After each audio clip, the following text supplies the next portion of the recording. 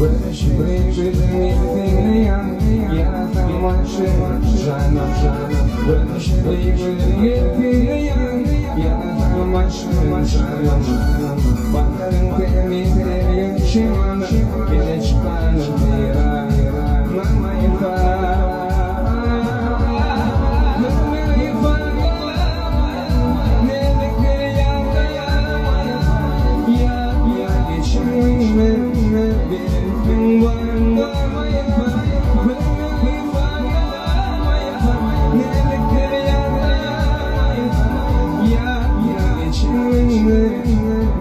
Benim var